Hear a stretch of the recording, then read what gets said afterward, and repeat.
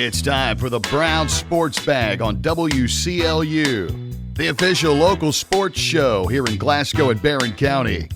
And now, alongside John Butler, here is your host, James Brown.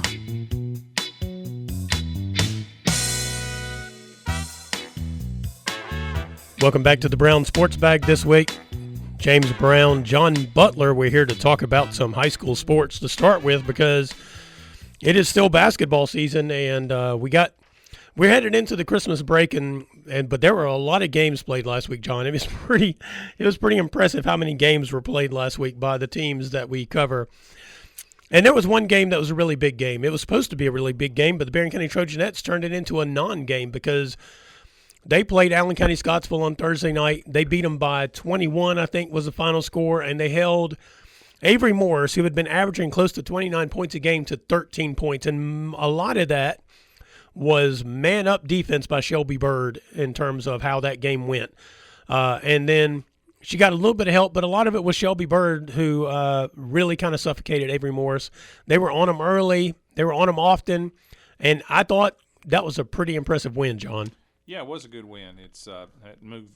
Barron is now 8-0. That moved them to 7-0. They won one more after that. But it's it's rare that you see one team's best player guard the other team's best player. Yeah, because you don't generally want to get your better player in foul trouble. Yeah, when you do that, your best offensive and defensive player. That's correct. So that's rare. But Shelby's a really good defensive player. Mm-hmm. Barron's a good defensive team in general. I mean, They're very, very. They can put a lot of pressure on you. They move their feet well, and so forth. So they're good anyway defensively. But that was supposedly one of the marquee games because Allen, it appeared, had improved. They beat Metcalf, and I think it had only had one loss coming into that game against North Hardin and so forth. But the game, to be honest with you, was never close.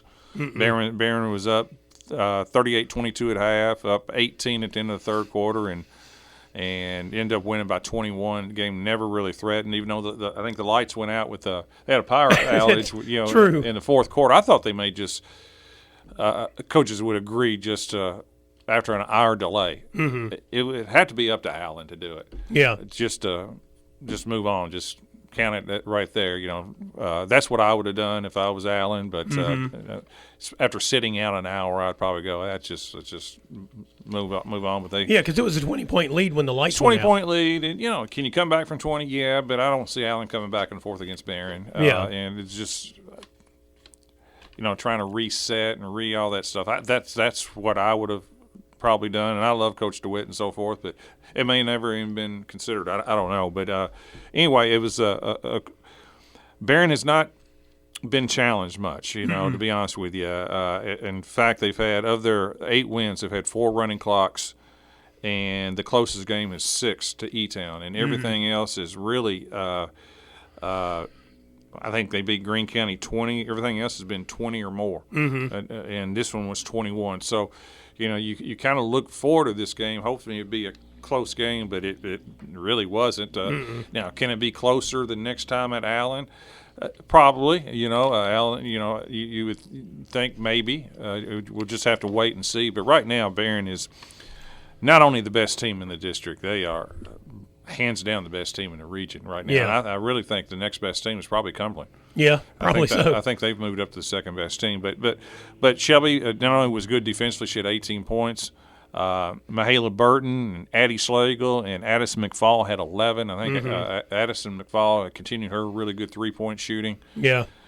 And like I said, the game really wasn't all that close, especially when you take away Morris. Allen didn't have a whole lot of other pure scores and so forth, and it was a good win for Barron. Yeah, what points they did get early in the game to stay in the game were mostly off of rebounds by Deborah Patrick or a few plays inside by Deborah Patrick. Right. I mean, she's a big girl inside. But other than that, I mean, they shut down their guards. And here was the thing that I thought was interesting. I was going to see what you thought about this from a coaching perspective. It seemed like, Avery Morris – she's an on-ball scorer, and she handles the ball a lot. And so whenever she gave up the ball, it didn't seem like Allen did a whole lot to try to get her the ball back in different positions to try to, maybe run some screens and get some pressure off of her.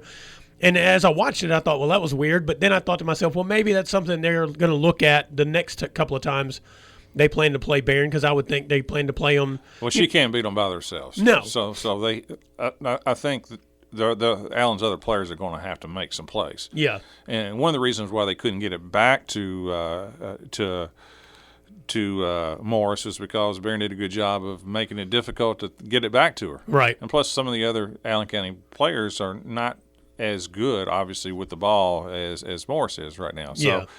So I do think from Coach DeWitt's perspective, he's been trying, even though Morris averaged 30, but some of the other players have got to come along for them to get to the point where they can compete with some of the better teams. And it's still December right now. They're not there. Yeah. And plus they played like I said, Barron is just really, really good defensively. That's what makes them, what separates Barron from most teams is they have multiple people who can score. Right. And they have some shooters too. There are other decent defensive teams, but Barron is good at both. They can score, and they're really good defensively. And if you struggle handling it, or you don't have multiple ball handlers and so forth, then you can really, really score. I mean, you can really, really struggle against Barron. Yeah. Well, and I guess part of my question there is that one of those situations? I guess what I was saying was, does Coach DeWitt look at that situation and say, well, there are things we can do, or does he look at that situation and say, they're just probably that much better than us? I don't think that's in Coach DeWitt. I don't think so either. Right. But it's a long year. Yeah. And what I was saying is that those other players are going to have to get better. Yeah. And Barron is not going to let one player get 40 and beat them. So that's just not going to happen. And plus, Barron has multiple. I mean, Ann Ashley Atkinson is a good defender. Mahala Burton's a good defender. Obviously, Shelby Bird. So they got multiple people that, in case Shelby does get in foul trouble, that can guard and so forth. So long term for Allen and those other players are. I'm not saying that Morris can't get 30. Yeah. But getting 30 and the rest of the players not being able to score is not going to help them all that much. She might be able to get 30 by putting up 60 shots. She could, and she's a good player, and she's and her ball handling, what I've seen in the past, has improved too, and so forth. But right now, I did think Barron's experience right now in December with all their experiences is right now an advantage for them. It's a long year. We'll see who improves and so forth as the year goes on. But right now, I think Barron is they're a very good, well-rounded team. Right now, they look 15 to 20 points better than anybody else in the region. Just if you just look at how they've played, how the other teams have played. Allen County, Cumberland County, Metcalf. I don't know about they're Cumberland. all pretty close to each other. What I like about Cumberland's played good teams. Yeah, they have. They played Pulaski. They played some other good teams, and they've either won those games or they're competing against good teams. So I think Cumberland and Barron and Cumberland scrimmage each other too. Yeah. And I think Cumberland is a real threat. Metcalf has kind of struggled a little bit. Right. They lost to Monroe by 18, which was kind of confusing to me. Yeah. They lost to Allen by 10 or 11, something like that. So they have not hit their stride, and we'll see. I'm trying to think of other teams. Bowling Green's got size; they don't really score that well. So, So right now, it does look like that. But like I said, long year, and teams improve, and you got whittle you got to make your way through injuries and so forth. But right now, the region was played right now. Barron's a heavy favorite. You mentioned how dominant Barron's been in their games outside of that win over at Elizabethtown. But this coming weekend, they will get some challenges. They play Davis County. You would think. I mean, Davis County is usually pretty good. Christian County, Central Hardin, although I don't know how good Central Hardin is this year. So you would hope. I guess maybe that's it. If you're Coach Lindsay, you hope your team gets more challenges this weekend and they don't get into the feeling of, well, we're just that much better than everybody. Yeah, you hope so, because they went down Saturday and played a team out of Tennessee in the Kentucky-Tennessee challenge, and that team was, it wasn't 69-18. It wasn't close at all from the beginning. So I think they really do need some challenges. I'm hoping Davies County will be able to compete with them. I think the team needs. I think in order to improve the way you need to improve, you got to be in some rock rock fights, where you're Right. down in the fourth and you have to come back. E-Town really challenged them. Other than that, they have not had a lot of that. So I'm hoping for them that they're going to get some of those challenges where they can really, really improve. To be honest with you, just this area right now, there's not a lot of top 20 teams in the area. Yeah. To be perfectly honest with you, and so hopefully some teams like I don't know how good Central Hardin is, but hopefully Christian County, I don't know, Davies County out of Owensboro, hopefully they can bring something. Yeah. Meanwhile, the Lady Scotties played 4 games last week. They beat Warren East on Thursday in a district matchup. They lost to Franklin Simpson, Greene County, and Metcalfe County. And Franklin Simpson on Tuesday, Greene and Metcalfe over the weekend. And for them, they got the one they needed. Yeah, they did. They got that district win. I don't care anything about the Class 2A, whatever that stuff is. They just made up in the last couple of years. Right. They lost to Franklin in that one. But they got the one they needed. They beat Warren East 63-56. Yeah. And that was a good win for them. Reese England, again, another good 8th grader, 15 points, 306 from 3. They had balanced scoring. Jacali Green had 14. I think Riley Strode had 11. Yeah. So had a big third quarter, outscored East 23-13. If you're in this district, your goal is to stay away from Barron. That's right. That's just bottom line. Get that 2-3 seed, not Get the the 4. 2-3 seed, not the 4. You don't. I mean, if you give anybody the truth serum, you don't want to play Barron in the first round. Right. So that's a big win for Glasgow against Warren East, who lost a lot of players.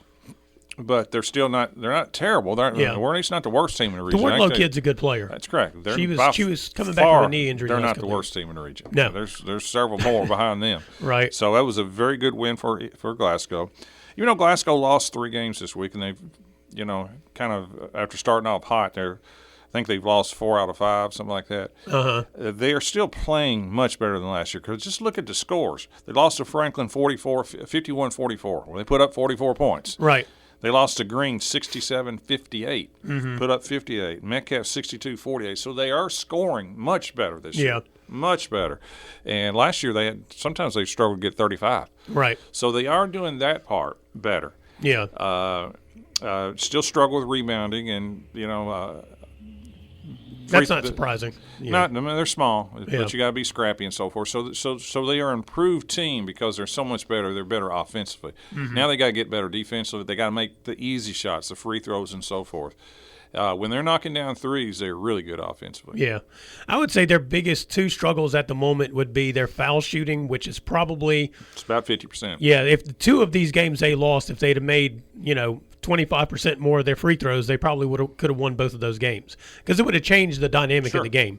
And the other one is in the games that they lost, they just turned the ball over too much in certain situations. Well, that's something, when you're little and they're little, I mean, handling the ball is something that they got to be able to do. That's a given. When you're that size, you can understand why they would struggle rebounding and things like that. Handling the ball, they got to get more shots than everybody else. Right. They need to play faster than everybody else. Yeah. So ball handling is something that they need to really clean up because that's something they're not going to grow probably No. and be great giant rebounders. Yeah. But they can make free throws because nobody's guarding you. Yeah. And they should be able to handle the ball. Yeah, those are the 2. The upside for the Lady Scotties is the 2 things that they're kind of struggling with right now are things they can clean up and get better at. That's correct. Meanwhile, on the boys' side of things, the Glasgow Scotties beat Franklin Simpson, and they beat Warren East, and then they beat Muhlenberg County today at South Warren. They play again here at about 7:30 at South Warren against Beach, Tennessee. And I tell you what, the win over Franklin Simpson, that's a good win, obviously. The win over Warren East is way down this year. The win today over Muhlenberg County actually impressed me, John, because I think Muhlenberg's a pretty good team, and I just got to say, I think the Scotties are playing pretty well right now. Well, they're much improved from last year. Now with the win today, they moved to 4-3. Yeah. I don't know anything about today or Muhlenberg, but the win against Franklin was a good win, 63-56. Yeah.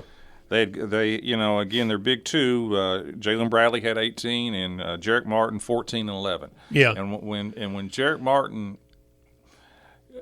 he's, in my opinion, probably the key to the team because when he plays with energy, energy, meaning he's taking the ball to the basket and he's rebounding. Getting double-doubles like that, I think it completely changes who they are. Right. And for the most part, that's the way he's played this year against East. And like you said, East is down. Landon Martin had 16 and 9, and things like that. But Landon Mitten. I'm sorry, Landon Mitten had 16 points and 9 rebounds. So, the key is Bradley and Martin. They've got to play. Yeah. They've got to play. But then some of these other players have to also pitch in as well. Yeah. So whoever that may be have got to step up and so forth. But, they're better this year because they are now consistently scoring. Remember last year, they won 4 or 5 games, but they'd go quarters sometimes and only get like 2 points. Right, yeah. They'd be in games and just would have collapses. Yeah. I think it's fair to say just absolute collapses. And this year they're not really having those collapses. They're even against Bowling Green, they fought to the end. Right. And so that's a much, much better start to the year than last year, which they, didn't start off good and they could never really get it back. Well, and I think there are 2 things that are happening. One is they're shooting much better from outside, and certainly in those games like Franklin Simpson and Warren East, they were on fire early. And the other thing is they're playing defense more consistently, which means they're also starting to turn things into easy baskets on the other end, which I think is part of what you see with Bradley, with Jeremiah Moore, and Jarek Martin, that they're turning things into easier baskets on the other end. And I think you've talked about this before. When you can make that defense into offense, it makes life so much easier for you. It gives you confidence. You start seeing, even if it's a shot going in because it's a layup off of a turnover, you still saw that shot go in and you're getting that confidence. Yeah, those free points are crucial. Yeah. No question.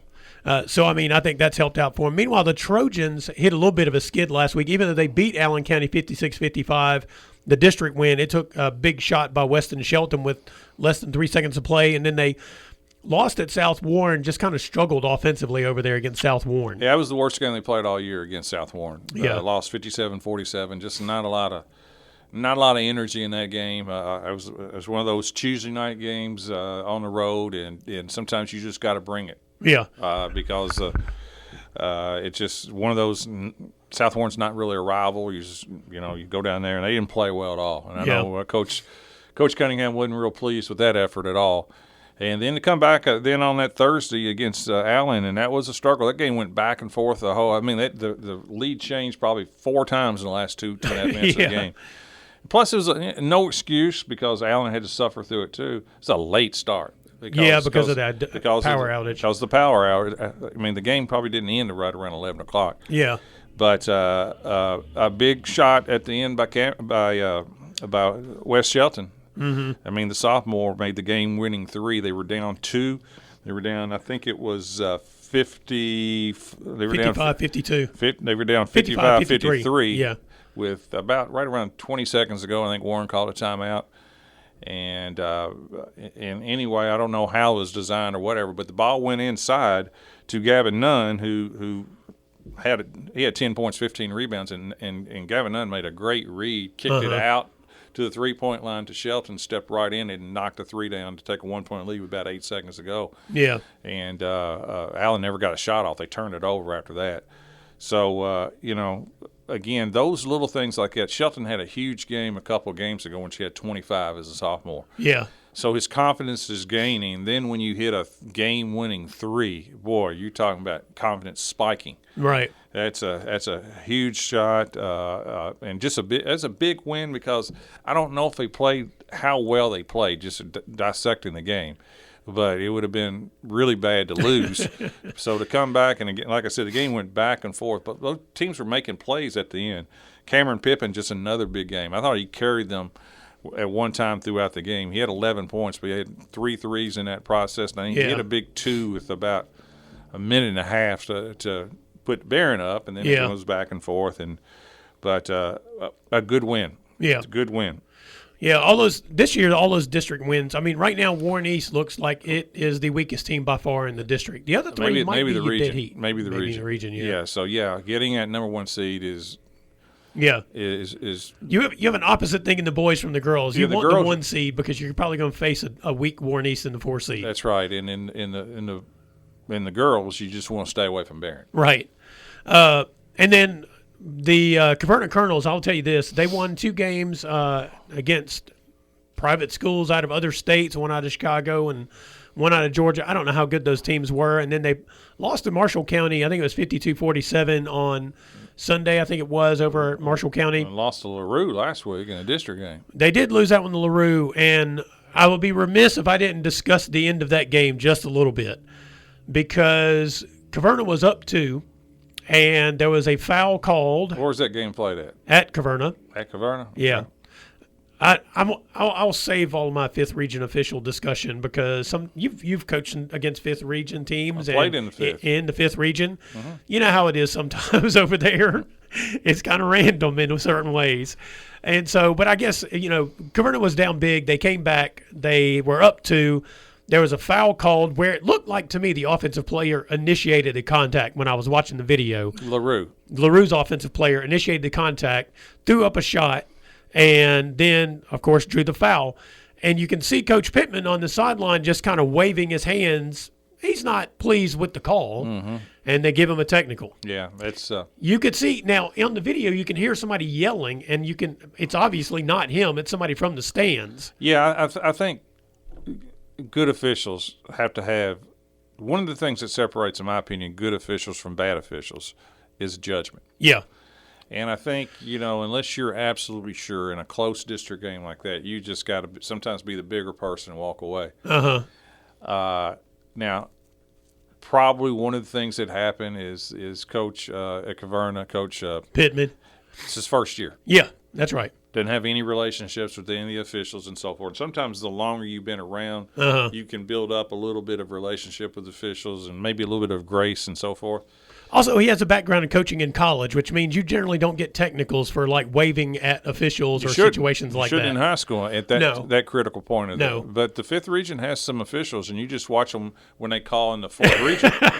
That I think ego is a big part of it. Yeah, I do. I've always, and I'm not a big fan of that either. So they got 4 free throws, in other words. Yeah, and the ball. And that was the difference of the game. Yeah, because Caverna ends up losing by 4. So basically they were given 6. LaRue got 6 points out of basically one possession. Yep. Before it was all said and done. Right. And like I said, I thought the call on the Caverna player was pretty suspect, seeing as how they're outside on the left side of the lane. He's defending, going down the lane with his hands up, and the offensive player makes contact with him twice and then takes a shot. Right. And to me, that's a no call. Right. If he didn't put his hands down, he didn't obstruct him, any of that kind of stuff. Same thing, like you said, situation of the game. If the guy makes a shot, fine. Right. But to me, it's like they bailed out the offensive player who was trying to kind of go through the defender. And then double down by teeing up the coach. That's right. Yep. So. Yep. I know. I can see that happening. Yeah, I can see that. Yes. Yep. And now I like the Fifth Region officials a lot of times, but there are instances, and even Fourth Region officials, where I'm like, I don't know. It looks like you interjected yourself into the game in that situation. Happens. Yep. And, sometimes the coach earns what they get, and sometimes I'm like, well, I don't think they did. In this situation, I didn't think they did. Fair. But anyway, the loss to Marshall County I thought was not a bad loss, because Marshall County is a really good team. Right. And they obviously defended Marshall County really well. Marshall County has a guy who's averaging 29.4 points a game. I think he had 14 against them. So oddly enough, the biggest improvement, not oddly, but the biggest improvement of Caverna is defensively. Oh, yeah. They're not scoring like they did. Yeah. That's probably going to come along. Yeah. But they are so much better defensively. But they're not putting up those great scoring numbers yet. Yeah. Plus, they're playing good competition, too. They really are. Yeah. They really are playing good. And look, LaRue County's good. It's not to take anything away from LaRue County. No, they're playing the king of the bluegrass this week. Yeah. So Coach Childress does a good job. That's a good team. I just thought the end of that game was suspect. Right. Anything else, John? No, that's it. All right. This is Brown Sports Bag presented by McDonald's of Glasgow. We'll be right back.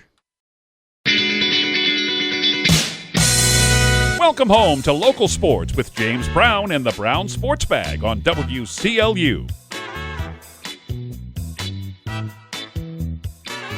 Welcome back to the Brown Sports Bag. James Brown, John Butler, presented by McDonald's of Glasgow.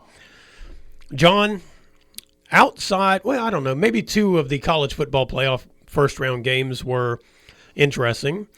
The other 2 were exactly as expected, I do believe, that being Oregon beating James Madison, even though James Madison put up 34 points, but I think 27 of them didn't really count. And then Ole Miss just mauled Tulane, and as I watched the game, I was like, Tulane has no business being here. I mean, they weren't even close to being good enough to be here. No, it wasn't a great start to the playoffs. You know, you think about the built up and excitement of the college basketball. Yeah. How you have your brackets and everybody's fired up and all that other stuff, and how compelling that first round is. The last couple of years in this format, it's been duds. Yeah. It's first of all it starts kind of the college football kind of loses its momentum. Oh yeah, because of that break. Because of the break and this and that, and some of these games they were on TNT. I mean, trying to find them on TV. Yeah. They went head to head with the NFL for whatever reason, and you're right. You had two teams that just did not. Neither team belonged. Let's just be honest with you. Neither Tulane or James Madison. Yeah. And I'm not out here to pitch for more SEC teams. I'm not either. For Notre Dame, but I think Vanderbilt and Notre Dame should have been there. You can afford that when you have 68 teams. Yes, that's right. But if you're only going to have 12, you need to have the best 12 or whatever. And well, you have 68 teams and you have 12 conferences, champions, and so it is kind of a dream to win your conference and get into the NCAA tournament on the basketball side. Right. Because, first of all, you've won your conference tournament because you have a conference tournament. Not just a championship game to make money. And you have 5 players against another 5, which is like, it's a little more balanced. It's a little bit more balanced. And this football is it's a whole different animal. And they're going to have to fix something. The Texas A&M Miami game was kind of boring. 10 to 7. I mean, if you like defense, but it was 0-0 at half. Yeah. I tell you what was surprising about that game is I thought that would be a high-scoring game, not a low-scoring game. But both those teams struggled offensively. Yeah, both quarterbacks are, I don't know, overrated maybe. I don't know. Yeah, I didn't think either of those teams were as good as people thought they were during the regular season. And why did they start that game at 11 o'clock? I don't know. That's another thing that was confusing. Yeah, the Oklahoma-Alabama was a good game. Yeah, on Friday night, yeah. I mean, Oklahoma jumps out to 17-0 lead, and then kind of falls apart with turnovers and things like that. The interception return that they kind of gave up, and good comeback by Alabama. But Alabama certainly doesn't look like a team to me that's going to beat Indiana. The only thing they got is recency, though. That may help them a little bit against Indiana, who's been off going on 3 weeks to a month. But that didn't.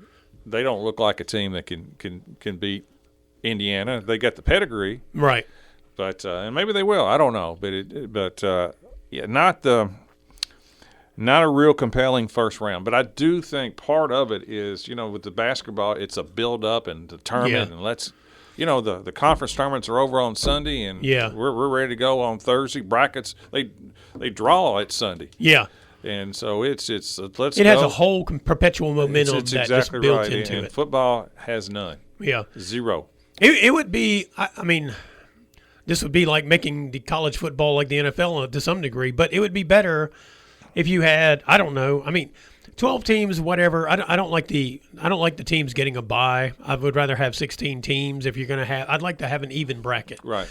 And then you roll out of maybe you take a week off. Right. But you basically roll out of the end of the conference schedule there, and then maybe not the following Saturday, but one Saturday later. Right. Because playoffs start, and it just rolls At one through. time they were, all that NCAA crap about finals and all that stuff.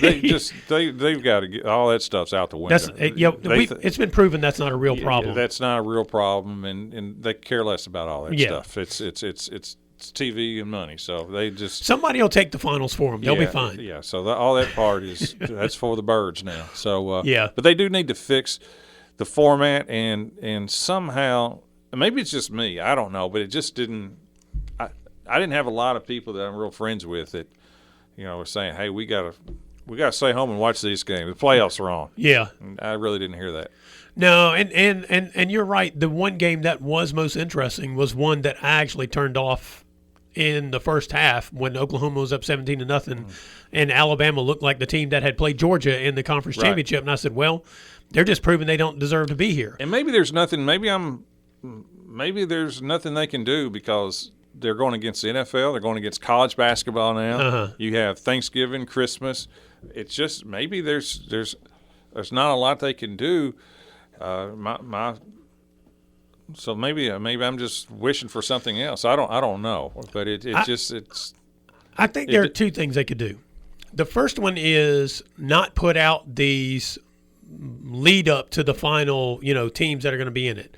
That the old BCS style of the rankings that they do now, right? Because because they broadcast it on TV. Well, that's the ESPN 30-minute show. It seems great. But what's so magical also about the tournament is not knowing. You know who's going to make it in terms of winning their conference, but you don't know where anybody's going to be seated until they reveal that on that Sunday night. Yeah, and maybe Notre Dame and those schools wouldn't have been as upset, right? Because they thought they were kind of in. Yeah, they looked like they got jobbed at the last minute, right? So if you just you can have the Ken Palms or whomever else out there tell you what's going to be what, but the official release is on the Sunday after those last conference championships if they're going to play them. And then they release it, they set that bracket, and you know ahead of time where everybody's going to be in terms. The reason you give the extra week is so that the host schools have an opportunity to get their, organizational stuff together to host these games. And then the following 2 weeks, Friday or Thursday, I'd probably do it Thursday, Friday instead of Saturday, Sunday. Do it Thursday, Friday. You got 16 teams. You play your first rounds, and then the next week you come back, and maybe now you move to Saturday, Sunday, and then. Well, you can't Sunday. The NFL's the king. Whichever they want to do it. Yeah. I don't really care. Right. But in terms of the first ones you do, you dodge the NFL. Right. For those first round games, you come back the next week. If you play them all on Saturday, if it works out, where you have. How many ever games? 4 games, I guess. And then you come back the next week, and then you could take 2 weeks off before you play the championship game if you want, like they do for the Super Bowl. Right. And there you go. Right around the first of the year, second Saturday of the year, Sunday, whatever, you got national championship game. And I think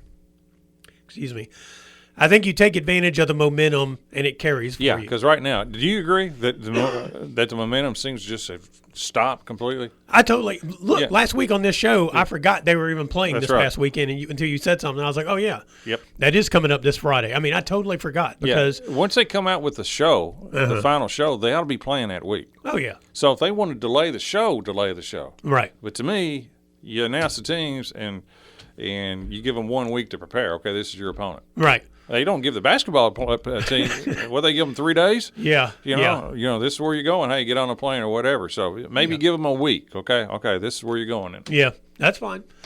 I do think that's what it is, though. They lose that momentum, and I think that really hurts them. Yep. All right, this is Brown Sports Bag presented by McDonald's of Glasgow. We'll be right back. This is the Brown Sports Bag with James Brown on WCLU.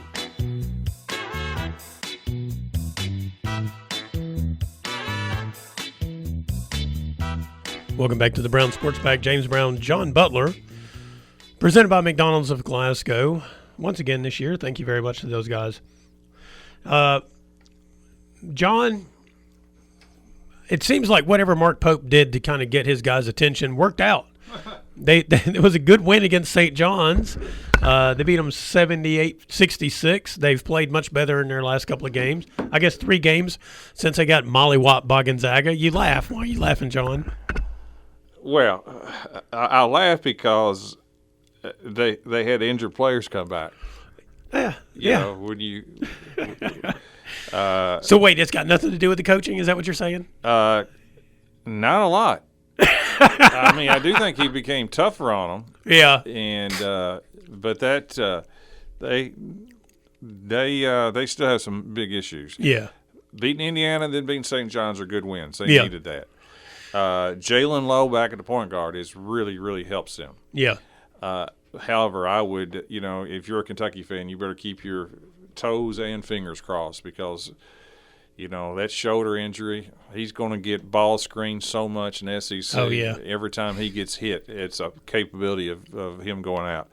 But, Diabate coming back in the game and then Quaintance against St. John's, those are big, strong dudes on the inside. Mm-hmm. And listen, if you're not going to be a good shooting team, and Kentucky is not, then you better have some dogs on the inside that can rebound and show some toughness. And that's really kind of been the switch a little bit. Those big guys coming in. Yeah. And Lowe playing a little bit more. They didn't have any of those guys. Remember the embarrassing game against Gonzaga? I mean, they didn't have any of that. Yeah. So that toughness is going to really, really help them. They still got a major issue in terms of offensive scoring. Yeah. But, they played St. John's teams that didn't shoot it very well either. But Kentucky just out-toughed them, and they really out-toughed St. John's. And that's probably going to have to be the formula. Jalen Lowe's going to stay healthy. Yeah. But if you look at the box score against St. John's, the kid from Kentucky, the mountains, Noah, did not score. Yeah, Noah Trent. Colin Chandler did not score. Mm-hmm. And those are their best two shooters. I don't think they scored a point. Yeah. So it came down to some of these other dudes who were just offensive rebound and just basically just really guarded on the inside. And that's kind of going to be that's not really the Mark Pope style since he's been at BYU and even last year at Kentucky. That's a little bit not his style. But he's having to make some adjustments. He has made some adjustments, and that's important. But I'm saying the biggest important is those three dudes going into the lineup as the biggest adjustment. Well, and you mentioned it's about the players, not the coaching. Well, that proved to be the case, I think, for Louisville against Tennessee as well, because without Brown, their offense dropped way off. Yeah, without a top 10 draft pick point guard, right. Yeah, they didn't look quite as good. Yeah, yeah, and they ran in. And Tennessee had lost 2 in a row and was kind of angry and at Tennessee. So they played at Arkansas and at Tennessee with both those programs coming off losses. Mm-hmm. And but listen, that'll help them down the road. Yeah, that really that will help them. They'll bounce back. I have no question Louisville is a top 10 team. Yeah. But in college basketball, you're going to get some losses. Yeah, I thought that was pretty interesting. I mean, because you've sung Brown's praises, Mikael Brown's praises, the whole season, and said the key to their team is him. Yep. And the greatest evidence was that loss at Tennessee. I thought. Back injury. Yeah. And those are tricky too. Yeah. And then I thought WKU, they lost to Tulsa, but as good losses go, I thought that was a pretty good loss. Tulsa's a pretty good team. They're a good team. They lost with a 3 at the buzzer off a side out of bounds. Yeah. Which was, not really not a direct side out of bounds, but pretty close to that with just a fall-away jumper from a guy that shoots the eyes out of it. So they were up 2, gave up the 3. It's not exactly what you want to do. You don't want to give up the 3 to beat you. Right. But you can't foul either. Right. If you foul, they can tie it in overtime. You just got to guard that. And if you watch the replay, it's kind of a fall-away 3. Give them credit. Yeah, I mean, as plays go, they probably defended it as well as they could. Just they let the wrong guy get the ball. Really, if you can stop that, if you can prevent that from happening, that's what you want. Yeah. Meanwhile, on the women's side, how are things going for the Lady Toppers at the moment? They lost on the same day that the men lost to Tulsa. The women lost on that same day to Chattanooga, and they had a 10-point lead with about 2.5 minutes to go. Yeah. They gave up 3 threes, and they gave up an inbounds play up 2 with 2 seconds to go. Oh, my goodness. They gave up an and 1, a shot and a foul at the buzzer, and lost by 1. Yeah. So that was a tough one. Their point guard is back, Trinity Rowe. She helps them. She had 16 points, but that was a tough loss going into the break. Yeah. Anything else on the college basketball you can think of? I will say this. I think it's Arizona. They look pretty good. Arizona's good. Michigan's good. Yeah, for sure. And women, UConn looks like untouchable right now. They're old UConn. They're beating everybody by 40. Yeah, 40 to 50. They've gotten back to they just graduate them and replace them. They're back. All right, this is Brown Sports Bag presented by McDonald's of Glasgow. We'll be right back. This is the Brown Sports Bag with James Brown on WCLU.